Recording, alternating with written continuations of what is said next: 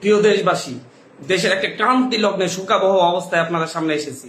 আপনাদেরকে বলতে চাচ্ছি, আজকে জানাতে চাচ্ছি, ভেবেছিলাম জানাবো না, কিন্তু এখন জানাতে বাধ্য হচ্ছি।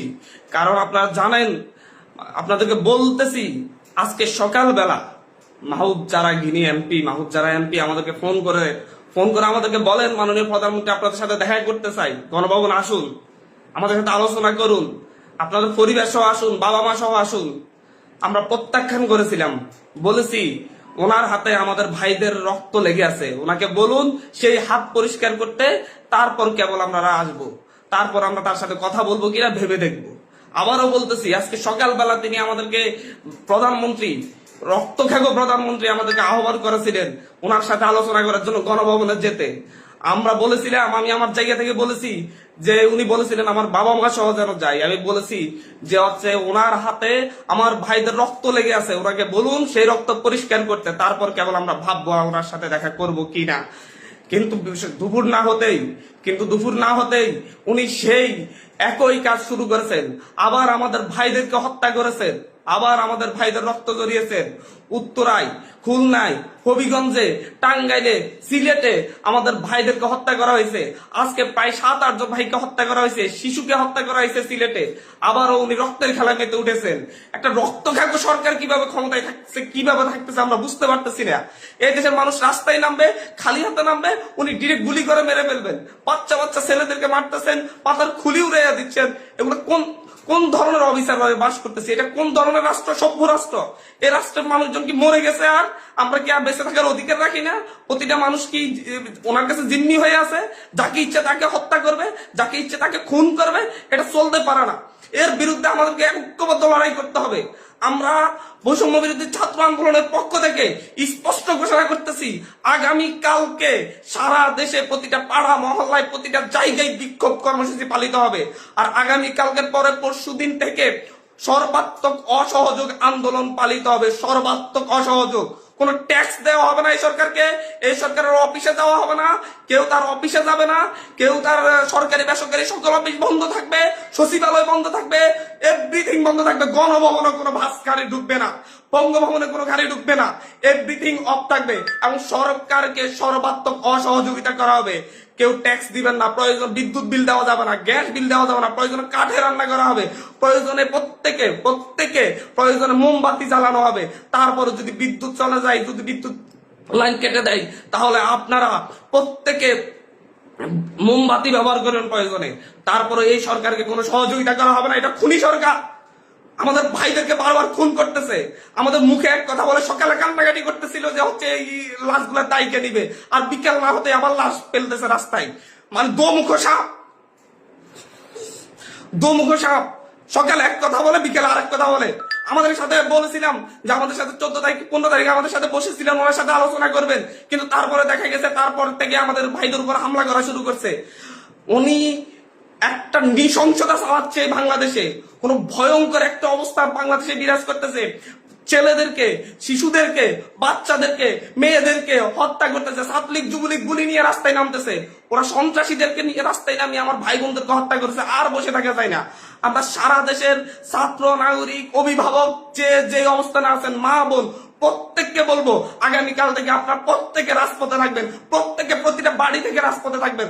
আপনারা কেউ ঘরে বসে থাকবেন না, এটা আপনাদের দায়বদ্ধতা।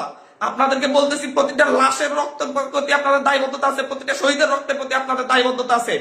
আমি সারা দেশের প্রত্যেকটা নাগরিককে বলবো, আপনি যদি একটু লজ্জিত হন, আপনি যদি এই বিচার চান, আপনি যদি এদের বিরুদ্ধে দাঁড়াতে চান, আপনি ঘরে থাকতে পারেন না। আপনার প্রত্যেককে রাস্তায় নেমে আসতে হবে।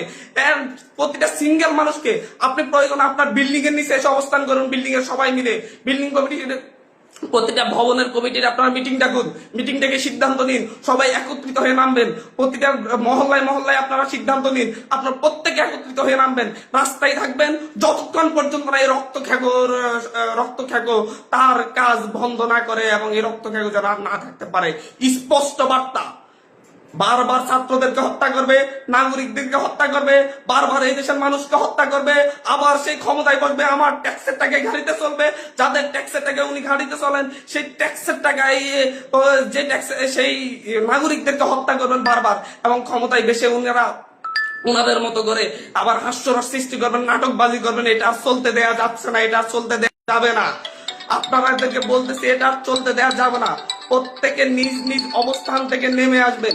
প্রতিটা ঘর মহল্লা, প্রতিটা পাড়া, প্রত্যেকটা মানুষ আপনারা রাস্তায় নামবেন। কালকে সারা দেশে বিক্ষোভ মিছিল অনুষ্ঠিত হবে হত্যাকাণ্ডের বিরুদ্ধে, এবং পরশুদিন থেকে সর্বাত্মক অসহযোগ আন্দোলন চলবে। কোন ধরনের সহযোগিতা করা হবে না। প্রত্যেকটা দল, প্রত্যেকটা মতের মানুষকে বলবো আপনারা সংগঠিত ভাবে ঘোষণা দিন। প্রতিটা দলকে বলবো, বিএনপি হোক, বাম হোক, ডান হোক, যত দল আছে প্রত্যেকটা দলের প্রতি উদাত্ত আহ্বান। ধর্মভিত্তিক দল হলে ধর্মভিত্তিক দল, ডান দল হলে ডান দল, বাম দল হলে বাম দল, জাতীয় ঐক্যমতে প্রত্যেকে রাস্তায় নেমে আসবেন। প্রত্যেকে রাস্তায় নেমে ঐক্যবদ্ধভাবে আপনারা জানান দিবেন এইটা বাংলাদেশে চলতে পারে না। কোনো রক্ত খেকো এইভাবে থাকতে পারে না। বারবার রক্ত জড়িয়ে তারা ক্ষমতায় থাকবে, তা হতে পারে না। তিনি আজকে সকালে আমাদেরকে বলেছেন, আমাদেরকে দাওয়াত করতেছেন যে আমার বাবা মাকে নিয়ে আমি ওনার গণভবনে যেতাম, যে ওনাদের সাথে আলোচনা করতাম। জাস্ট একটা কথাই বলেছি, ওনার হাতে আমার ভাইদের রক্ত লেগে আছে, উনি ওই রক্তাক্ত হাত পরিষ্কার করুন, তারপর আমরা গণভবনে যাবো কিনা ভেবে দেখবো। কিন্তু তিনি তো রক্তাক্ত হাত পরিষ্কার করার সিদ্ধান্ত নেনই নেই, তিনি বরং আরো রক্ত জড়ানোর পথ বেছে নিয়েছেন। বাংলাদেশের পুলিশ বাহিনী, র্যাব বাহিনী, সেনাবাহিনীকে বলবো, আপনাদেরকে বলতেছি, আপনাদের ছেলে সন্তানরাও আন্দোলন করতেছে, আপনাদের ছেলে সন্তানরাও বিশ্ববিদ্যালয়ে পড়ে, স্কুলে পড়ে, কলেজে পড়ে, তাদেরকে হত্যা করা হচ্ছে। ভুলে যাবেন না মতিঝিলে সেই পুলিশের কথা যার সন্তানের বুক ঝাঁঝরা করে দেওয়া হয়েছিল আরেক পুলিশের গুলিতে যাত্রাবাড়ি থেকে। সে প্রশ্ন করেছিল, স্যার একটা ছেলেকে মারতে কয়টা গুলি লাগে? সো আপনাদেরকে বলতেছি, আপনারা জনগণের পাশে দাঁড়ান। পুলিশ বাহিনীকে বলবো আর গুলি ছুটবেন না, দয়া করে আমরা আপনাদেরই সন্তান, আপনাদেরই ভাই, আপনাদেরই অনুজ, আপনারা আর গুলি ছুটবেন না, আপনারা বন্ধ করুন, আপনারা এই সরকারকে অসহযোগিতা করুন। আপনাদেরকে বলতেছি এই সরকারকে অসহযোগিতা করুন। র্যাব বাহিনীকে, পুলিশ বাহিনীকে, যত আইন শৃঙ্খলা বাহিনী আছে প্রত্যেককে বলুন, বলতেছি আপনারা আপনাদের ব্যারাকে ফিরে যান, আর কোনো ভাইদের হত্যা করবেন না। আমাদের আন্দোলন শান্তিপূর্ণ ছিল, শান্তিপূর্ণ থাকবে। প্রত্যেকটা নাগরিক প্রতিটা জায়গা থেকে তার নিজ নিজ অবস্থান থেকে সর্বোচ্চ সতর্কতা নিয়ে কালকে থেকে রাজপথে থাকবে, যতক্ষণ পর্যন্ত এই রক্ত খাগর রক্ত ঝরানোর স্বাদ না মিটে।